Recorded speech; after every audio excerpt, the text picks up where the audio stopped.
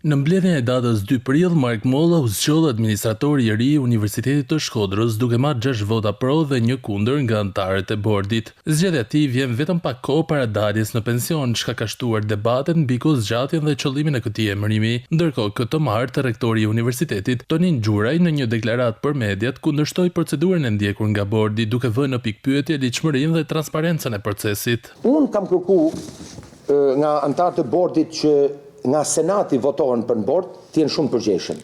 Sepse ata aty përfaqësojnë interesat e universitetit dhe aty janë votuar nga senati për të ardhur dhe për të zbatuar me rigorozitet ligjin. Në rankimin me pikë nga anëtarja e bordit administrimit që vjen nga senati, zonja Briken Dionisi, listohet e para Kozeta Jana për I saj, ndërkohë që vjen në bord dhe voton kandidatin tjetër, zotin Molla. Ndërsa Hoxhaj, e cila në dosje është treguar tërësisht, mendoj unë subjektive, ka dhënë pikë maksimale për të gjithë, ka ardhur pastaj ka bërë një diferencë për 20 pikësh midis kandidatëve, madje për disa prej kandidatëve të tjerë ka dhënë një vlerësim mundësisht sa më të ulët, pikërisht për të avantazhuar në mënyrë subjektive një kandidat të caktuar. Në vijim, Gjuraj kërkoi hapur ndërhyrje për zgjidhjen e situatës duke propozuar shkrirjen e bordit. Nuk besoj që bordi I administrimit është në të njëjtën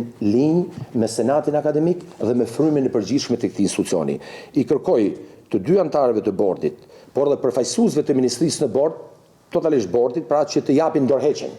Nuk mund të cenohen interesat e institucionit me një vendim abuzivist, në kundërshtim me ligjin, në kundërshtim me etikën, moralitetin e lartë që ka institucioni dhe integritetin. I bëj thirrje edhe kandidatit I cili deri në këtë moment është votuar nga bordi, por që ende, ka procedura të cilat do të niqen, që të tregohet dinjitos, siç edhe ja kanë bërë të ditur në të kaluarën, që të tërhiqet nga kjo garë. Kjo situatë ka krijuar një debat mbi mënyrën e vendimmarrjes në institucion.